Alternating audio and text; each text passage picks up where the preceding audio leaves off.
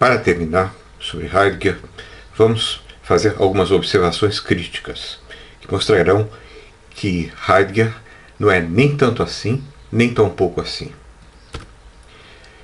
Stegmüller fez uma crítica persuasiva às leituras posteriores de Heidegger como cometendo dois erros opostos.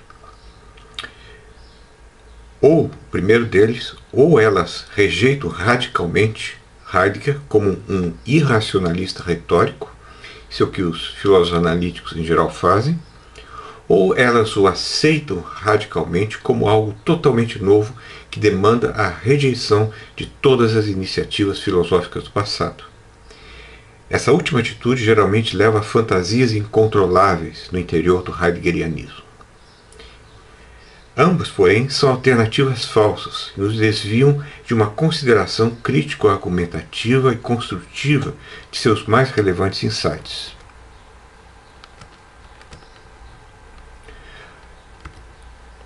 Em minha opinião, o que Heidegger fez em Ser e Tempo foi uma antropologia filosófica travestida de ontologia fundamental. A antropologia filosófica é um domínio secundário da filosofia, e Heidegger deu contribuições por vezes de grande profundidade e interesse a ela. São contribuições para a filosofia da vida e da técnica que possuem um quê de verdade e não há dúvida, por exemplo, de que a consciência da morte é definidora de nosso modo de ser humano. Mas a sua ambição de tomar a sua antropologia filosófica como uma ontologia fundamental, colocando-a no centro da filosofia, ou de rejeitar toda a história da filosofia argumentativa, é megalomaníaco, podendo ser plausível apenas para o neófito que, sem conhecer a filosofia, se entusiasma com o elemento retórico dominante em seus argumentos. Paul Edwards, um crítico severo de Heidegger, fez aqui uma objeção que me parece mortal às pretensões de Heidegger de ter destruído a grande tradição filosófica. Como vimos, Heidegger quer investigar o sentido do ser. Para isso, ele introduz a diferença ontológica entre o ser, Sein, e o ente, a coisa, aquilo que é, Seiendes. O que ele quer investigar é o ser, o sentido do ser do ente, e não o ente. Isso é tarefa da metafísica, que ele rejeita. Mas Edwards nota que a diferença ontológica entre o ser e o ente só é capaz de ser parafraseada como sendo a diferença entre o existir, ser, Sócrates é, Sócrates existe, da coisa, o Sócrates, e a coisa que existe. No caso, outra vez, o ente, a coisa, o Sócrates. Ora, para Edwards, o que Heidegger faz é apenas redescobrir a ideia já tida por Kant e por Frege de que a existência, o ser, não é uma propriedade das coisas mesmas, mas uma propriedade de segunda ordem, uma propriedade de ordem superior, que por isso mesmo não pode ser encontrada entre as outras propriedades da coisa, do ente. Por exemplo, essa cadeira que vocês estão vendo tem a propriedade de ser vermelha, estofada, de madeira, de ter 4 pés, mas cadê a sua propriedade de existir? Essa é a propriedade de segunda ordem. Para Frege, que analisou isso em detalhes formais e analíticos, racionais, que não estavam ao alcance de Heidegger, a existência é a propriedade do conceito de sobre ele cair ao menos um objeto. Ou então, reconstruindo, ela é a propriedade do conceito da coisa de aplicar-se efetivamente à coisa, a aplicabilidade efetiva do conceito.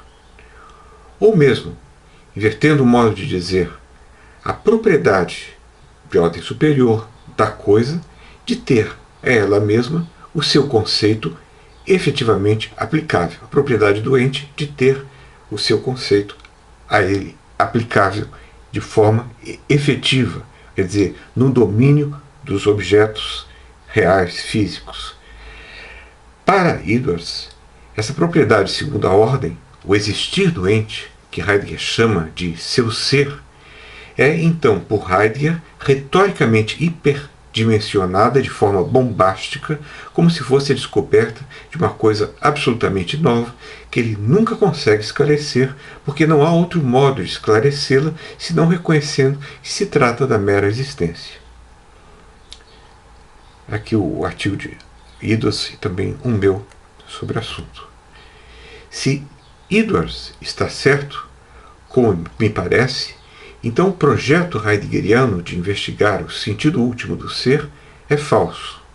Esse sentido, fora do sentido trivial da existência dos entes, não existe. Mas então, afinal, o que investiga Heidegger? Ora, ele investiga categorias fundamentais da condição humana, da vida humana, na antropologia filosófica, da ação humana sobre o ambiente, filosofia da técnica.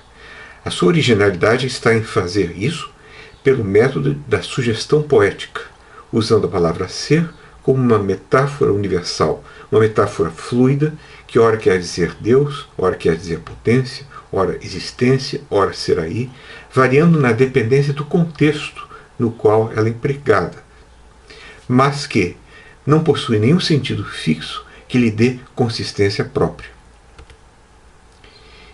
Isso é bem menos ambicioso e não destrói a filosofia ocidental. Mas é relevante?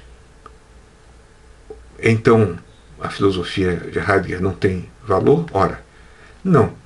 Pois a metafórica heideggeriana é uma invenção original que não deixa de ser, em muitos momentos, profunda, criativa, curiosa, instigante, abordando problemas, ensaiando soluções que poderiam ser melhor resgatadas, como eu espero ter mostrado. Filosofia sempre foi insight mesclado à ilusão. Se você esperava mais, conforme-se. Finalmente, eis uma observação privada de Heidegger sobre Husserl e que dá a pensar sobre as limitações humanas de um pensador cuja originalidade e relevância são inegáveis.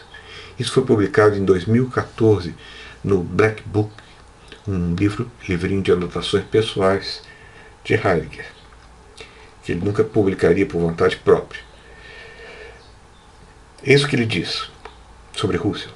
Quanto mais originais e inceptivas se tornam as decisões e questões, mais inacessíveis elas se tornam para essa raça judaica.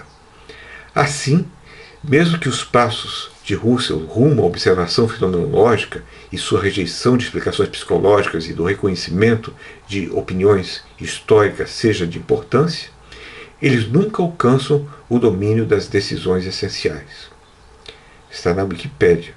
Ou seja, Heidegger achava, pasmem, que Husserl não concordava com a sua filosofia porque, sendo racialmente inferior, era incapaz de compreendê-la em toda a sua profundidade. Essa bobagem contrasta com a observação de um grande poeta que adotou o fascismo quando jovem, Ezra Pound, mas que aprendeu. Qualquer bem que eu fiz, disse ele na velhice, em uma entrevista, foi manchado por más intenções. A preocupação com coisas irrelevantes e estúpidas. Mas o maior erro foi aquele estúpido e suburbano preconceito, o antissemitismo. Outra vez na Wikipédia.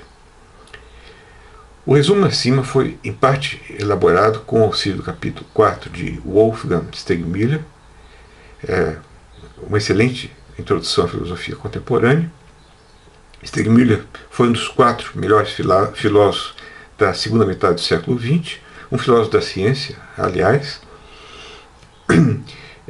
Johnson tem em On Heidegger, um livrinho de umas 90 páginas, um resumo, nada que seja extremamente bom.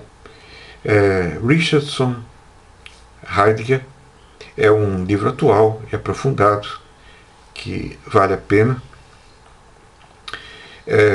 De Heidegger mesmo, Ser e Tempo, a coleção Os Pensadores tem uma seleção de ensaios essenciais.